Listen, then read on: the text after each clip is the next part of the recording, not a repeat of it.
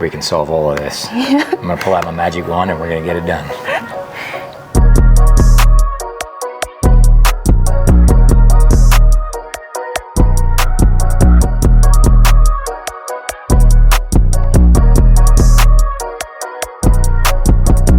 Ready?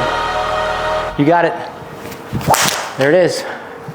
Give me your best report on the last few weeks, tournaments. Wait, I made notes. Yeah, I love it.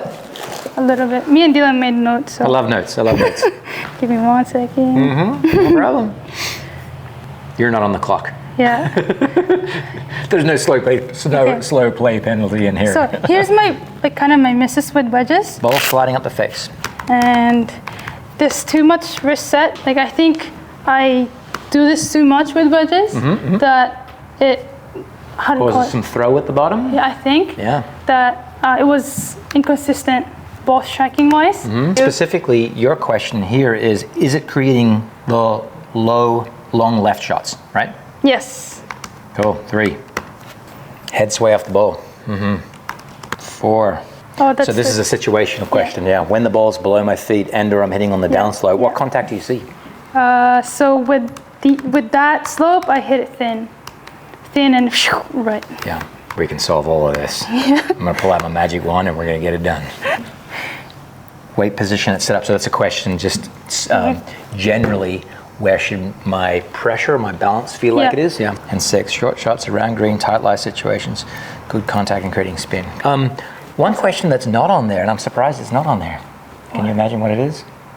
What was the consistent theme of the last 2 weeks in your flight/curvature? Oh. Yeah. It was was it ever increasing amount of what curve? So we were trying, because my overdrawing, right? Yeah. And then I did this, and it got better. Oh, perfect. Okay. Yeah, so it wasn't on my mind the whole time. Yeah. And as I've been doing this, because I thought my shots were pretty much straight or fade. I wanted to hit that shot, but then when I do this and hit it better, I was hitting a little like baby draw. Yep. So I stick to that and trying to hit a fade more when I need to. Okay. I think that was more, consistent. Cool. Very cool. And you just came off the golf course, so you're pretty warmed up? Yeah. Yep. Awesome. Let's get started. Oh, I like it. Give me a series of 60-yard shots. So we'll call it, let's hit 2 60, 3 60-yard shots, okay? Okay, 60 yards? 60. Okay, that should be my chest. That's gone about 70 yards. What was your body reference there that you were trying to use? Chest on 60. Okay. 70 is ear. Yep, take a look. Take a look. So what we'd like to understand first is, did I bring it to ear or did I bring it to chest? That's more like ear. Yeah, which is why I went 70. Okay, so at least we know that your system is correct. Working very good, okay. That is roughly 60 yards, very close to 60 yards. It was a little thin though, wasn't it? Yeah, it was thin. Yeah. Now let's on purpose go to 70. 70? Yeah. Good job. It's right at 70. Haha. Now hit me 80. Where's the body reference for 80? Head. Okay. So around here. Let's go full now. Okay. What's the full lob wedge body reference? Should be 90. Okay. Nice job. 88.5. Okay. Very good. I'm curious about, is there too much wrist set that causes left shots? Because typically the more a person would set an angle between their lead arm and their club, that would then drive an ability to lead the handle longer to impact. So the correlation would be wrist set, more handle lead.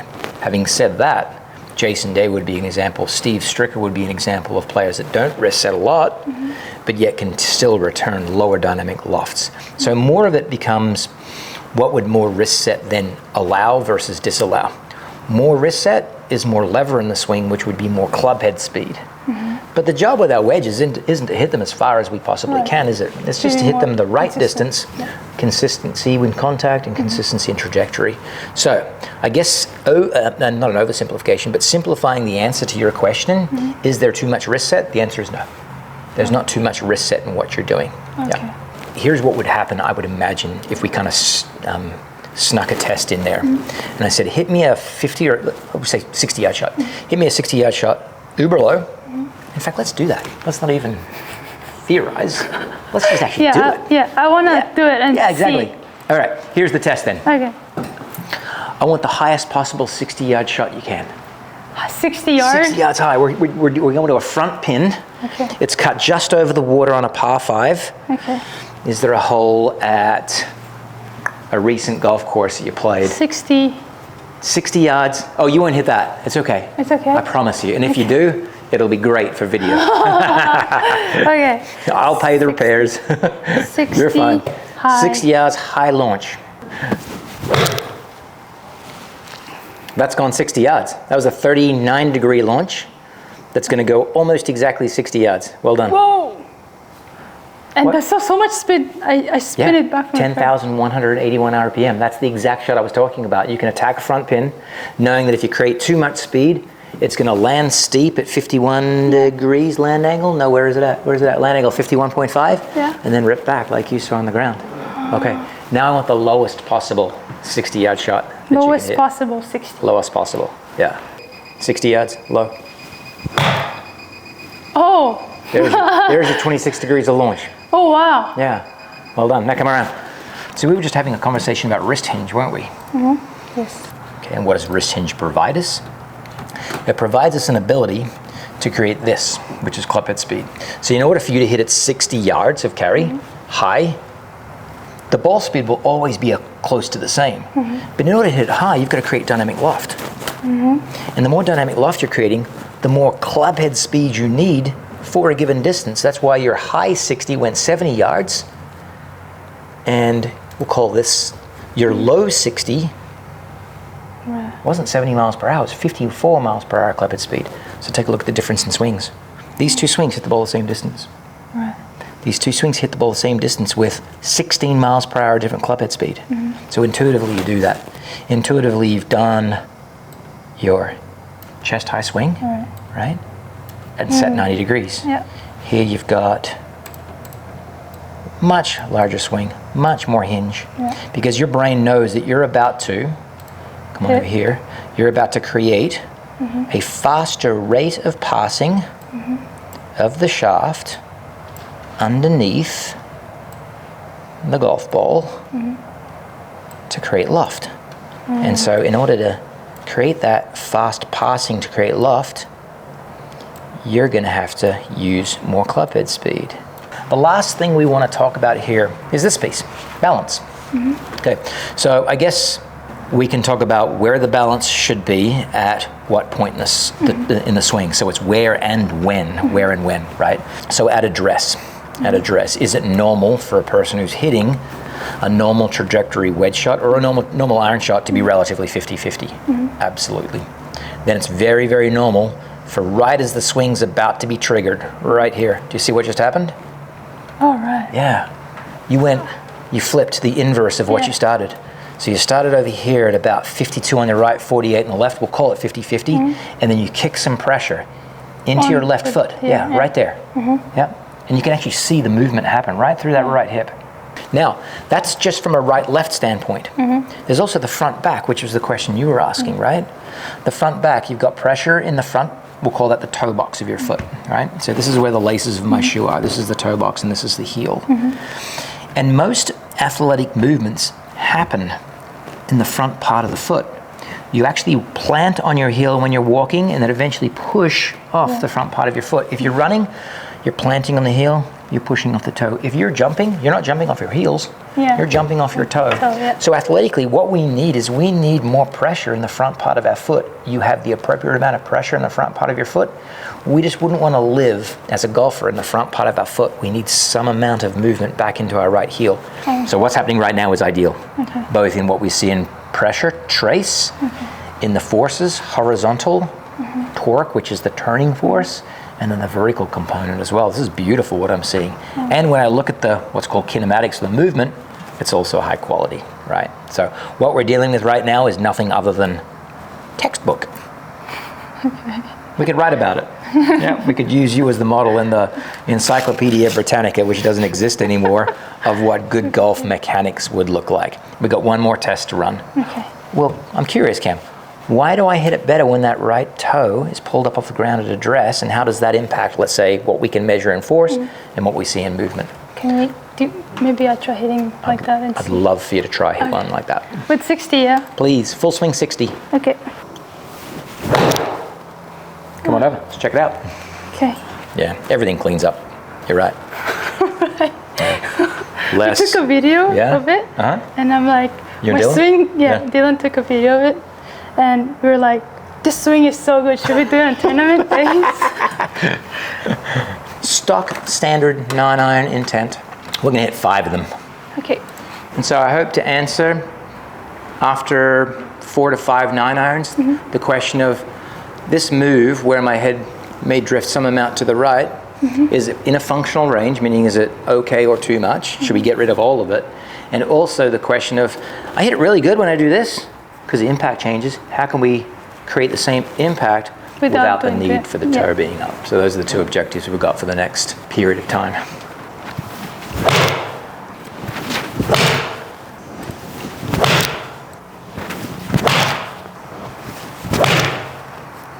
We're going to go outside for grass. Okay.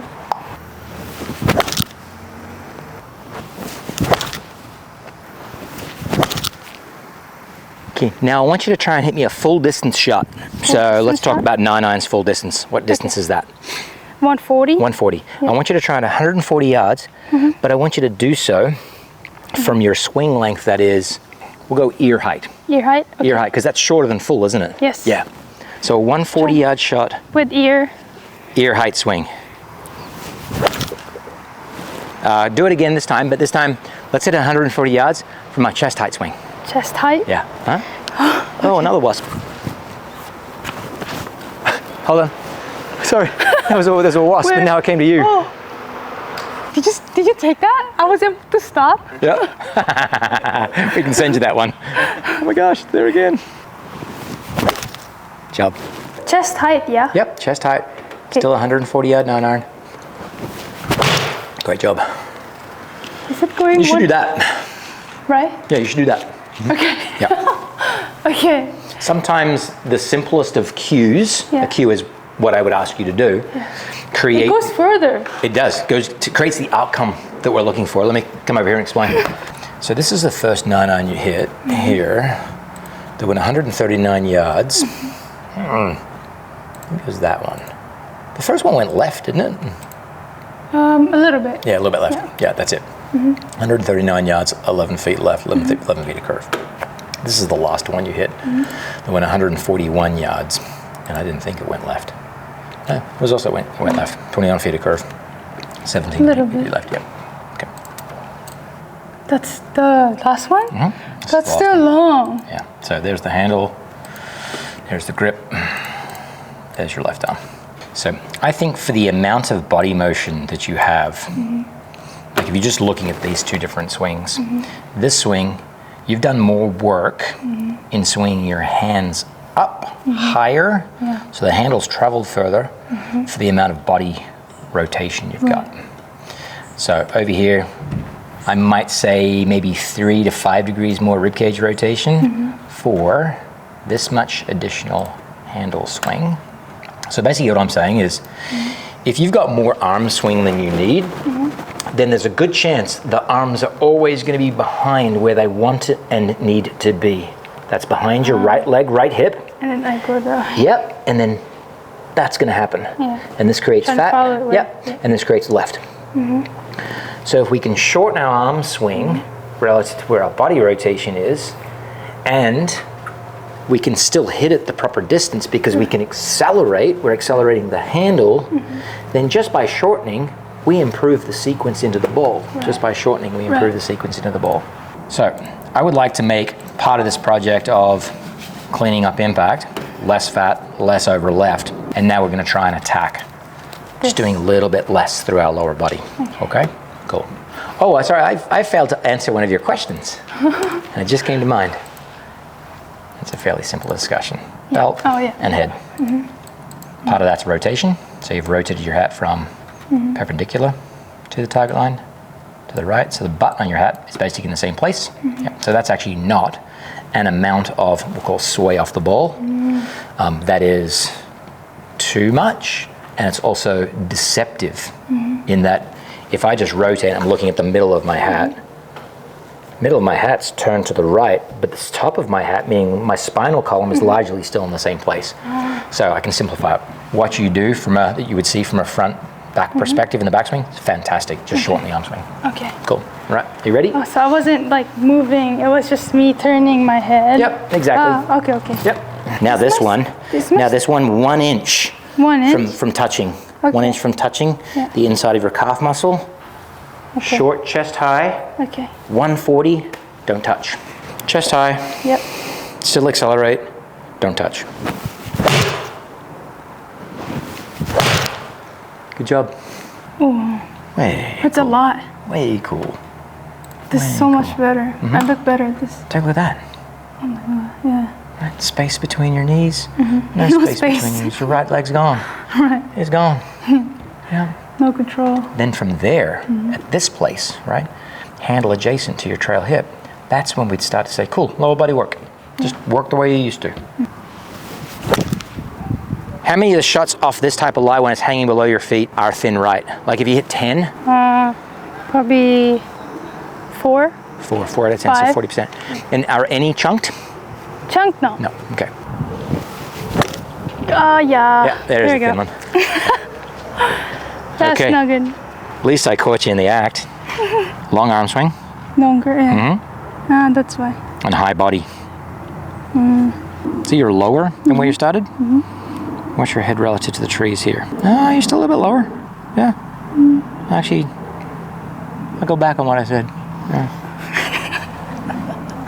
And now I want you to sink down another half inch. Oh, another half inch, just like you're just riding the elevator down. Yeah, get lower. Okay. Yeah, beautiful. 70 yards. Yep. Still a short swing. Ride the posture elevator down. Yep. Yeah, good. Nice. Oh, it's so much better. Yeah.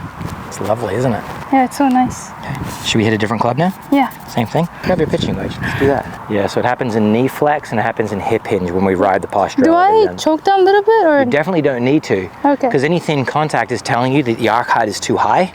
And when you move your hands down the club, you shorten the distance from your hands to the end of the tool, right? Right. And so that's just going to lift the arc. So we certainly Okay. don't want to do that. Not until we've got a fat problem to solve. Lovely. Oh, super good. So good. Super good. Celine. Oh, thank go. you. Now downslope. Yeah. More severe downslope right here. And you get the same contact miss off the downslope as the side slope.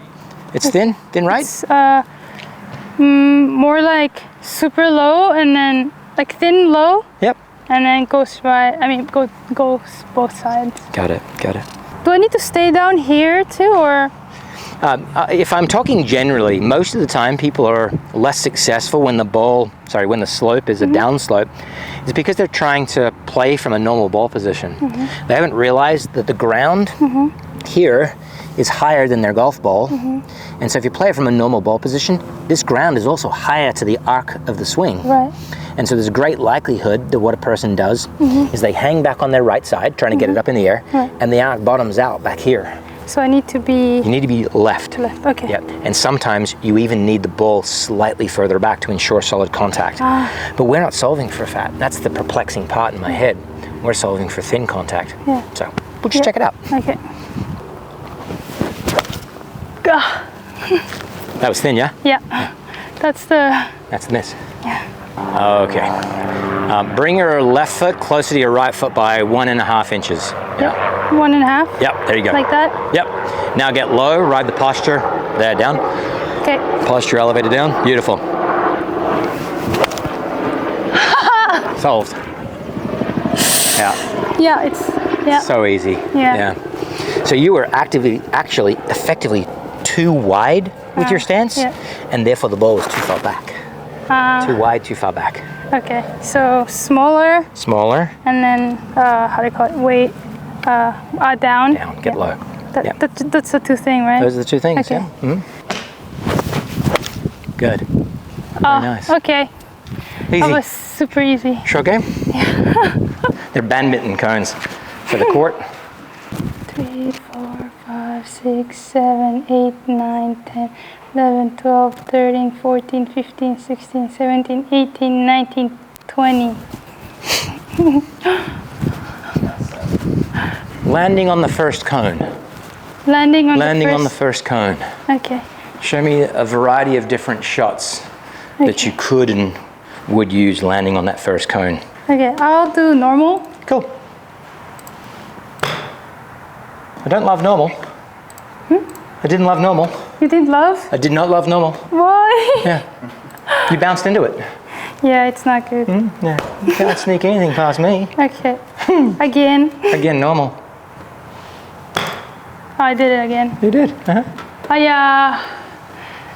Can you delete that video? No. I'm just joking. I don't respond to the instance. I respond to the pattern, meaning multiple occurrences of the same thing. Like, well, let's take action on that. Yeah. So I guess I would delete it if you tell me I never do that. Oh, no, I do that a lot, I think. You bounce into it a little bit? I sometimes, yeah. Okay. There are places to look. Are you ready? Yes. Here are the places we look. We look statically. Is the left eye left of the golf ball? Boom. We've got enough mass to the left. Yeah. We look at the movement of the club head relative to the handle from address back to impact. But before we look at this, I try and cancel out the possibility that the person's walking backwards. So take a look at your Callaway logo here, not from a rotational standpoint for left, right. Oh my, that's great. That's great. Yeah, that's great. Typically what I'd see is a down portion to that as well. So your Callaway logo has shifted more over your lead side by this much. That's a good thing. Is it? Yep, because that takes the arc.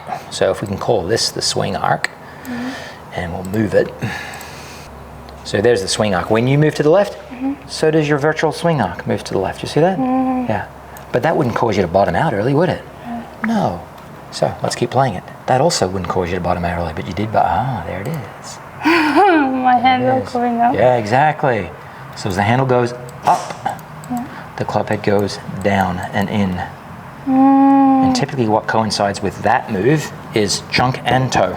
Yeah. You ever chunk toe it? Sometimes. Sometimes, yeah. So we need a very small amount of what we're going to call thumbs up. Thumbs up through the downswing. Thumbs up through the downswing. Thumbs up. You're going to ride shotgun here. I'm driving the car, so take your stance. Yep. Ready? Backswing. Okay. Here comes thumbs down. Are you ready for it? Yep. There's thumbs down. Oh. Here comes thumbs up. Oh, it feels weird. Yeah, okay. Yeah, feels weird. Feels different. Yeah. Okay. I did a lot of both. I only did a lot of both so you could differentiate the two feels. So more thumbs up feel, correct? Yep, correct. Okay. You need thumbs up. Okay. Yep. Crisp.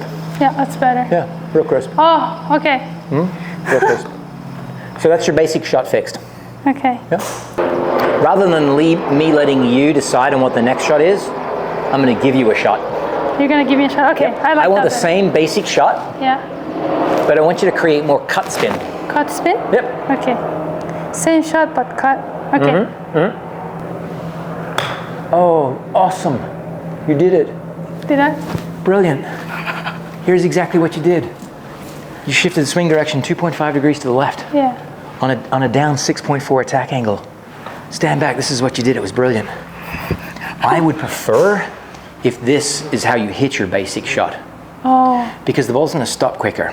And any ball that stops quicker after it lands allows that player to be a little bit more assertive with how they're hitting it. Right, be more aggressive. Aggressive, Yeah, exactly. right. Stand down target line here. We'll swing the camera around down target line as well. So when we stand and aim, that's basically setting up a swing direction that's on our target line. But you swung 2.5 to the left. So at some point in the swing, you tip the swing direction to the left some amount. That imparted more what? Cut spin. Cut spin. Yeah. You did it right in transition. Do you see that? Yeah. So as I shift the club head outside the hand path, it shifts the swing direction to the left. I would like you to turn your basic one into that. 7, 6, down 11 and 6 to the left. Because that's even more cut spin. Take a look what I did. I moved the spin rate up to 4,200 Oh, wow. from yours 3,800, which is up from your first bounce contact, 2,900. Right. So if it stops quicker on the same carry distance, 9.8 yards, 9.6 yards, we can be just more aggressive with it. So I'm asking for what you did doubled. Right. I want more of a shift in swing direction. Okay. There it is. Maybe a little thin that time versus bounced. 4, 5, yeah, good. Whoa. Good job, 4,200. Oh, there you go. Well done. Now, I want you to do this at 30-yard cone. 30 yard. Okay. So we get a basic little second 10-yard one, chip shot. We're just short of the green, flying at 10. And Same then we're gonna kind of par five. shots. I want the exact same feel. Okay. Cut shot, thumbs up. Okay. Lovely, nice and crisp. When you can give me this, when you can give me a -7 swing direction, then I'll make one variation to increase the spin rate on 30 yards to 7,000 RPM. It's Okay, close wait. to 6 already, Okay. and I think you'll love it. Swing direction. Swing right? direction, yeah, Okay. tilt that arc. Okay. Tilt the whole loop 7 degrees left in transition. Awesome, you just did it.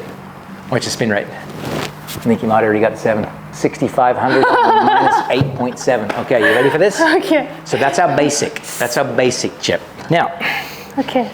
here's a feeling that I want you to create in the swing. Yeah. I can describe, I think, how to create it, but I'm just going to describe it to you and see if you can create it. I want the bottom of your swing to look like this.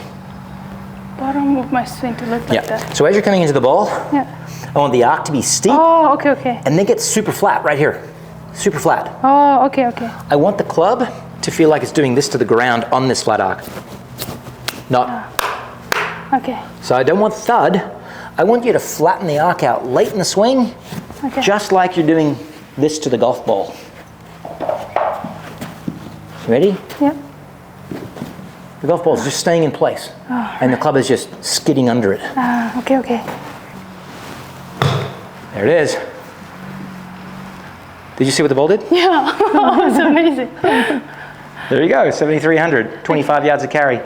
Okay, a little bit more, but that was pretty good. Good improvement. And Very so good. this one right here goes up, the more this one goes left, more this one's negative. And then this one, it only goes down because this one goes left. It's not like you're trying to hit more down, you're just trying to hit more left.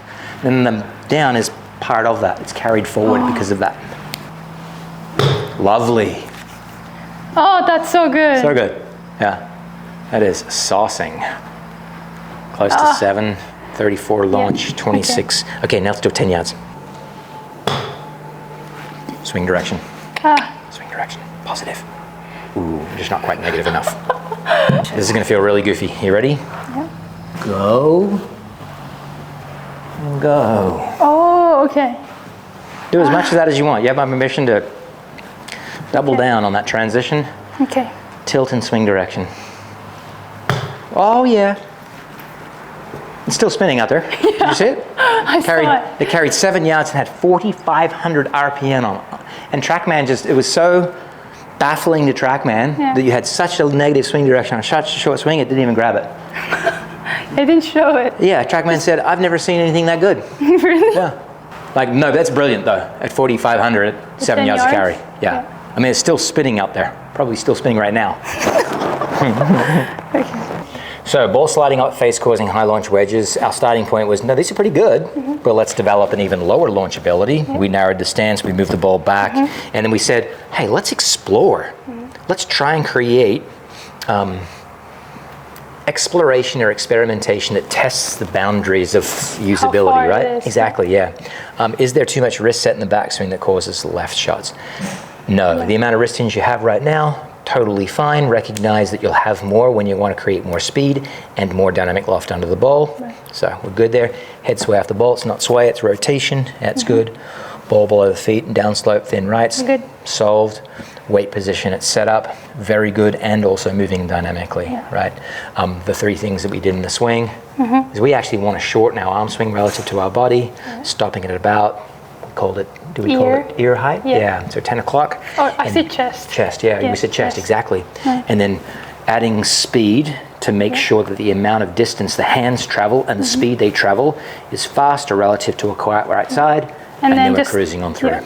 Cool. And then we just did our short game work. Yeah. Anything God. else? My driver. Yeah. Can we do my 3-wood first? We can. What are you curious with, or what would you describe 3-wooden driver to be? With 3-wood, I'm having a hard time hitting a draw, or like control my ball. How do you call it? Moving balls. Curving? Yeah. Curving it. I'm having a hard time doing that. Okay. But I understand because it's longer. It's harder to do it, right?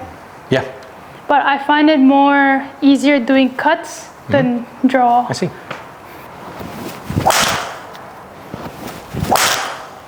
2 more.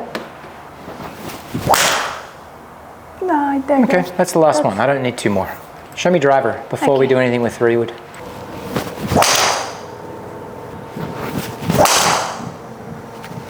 Smashed. 100 mile an hour, 150, 16.2. It is sent 265 in the air. Oh, 258, 290. Take me some of those. Take me some of those. Let's grab your 3-wood back out. Okay. Let's make it behave. Okay, are you ready? Yep. So, make a backswing, feeling no contact. Oh, now you just touched my head. Okay. Make a backswing, feeling no contact. Good. There. This is That amount of stability. What happened? This is tight, like it's hard. Oh yeah, sometimes it's just hard to make a rehearsal swing. Yeah, exactly.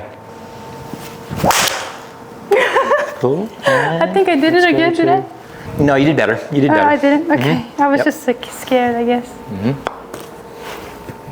Oh no. Yes, yes. Yes, yes. I'm gonna hit this one. No, you won't. I promise you won't. Okay. Toggle backwards and forwards in your feet. Good. You found center. Yep. We're going to be stable in our turn. Backswing, backswing, backswing. Lift your right toe up off the ground. Keep your hip back, keep your hip back. Bring the hands in. Yeah. Okay. Keep that hip back. If that hip drives forward, the handle drives forward too. Okay. Ready. You got it. There it is. No, that's so much better. It's so amazing. She gone. 230 now. In the air. I hit it thin, but I think, yeah. 233. Much better. So we went 224, 222, And look where I hit it. 233. Dead center. Dead center flush. It'd be nice if it was like 2, 3.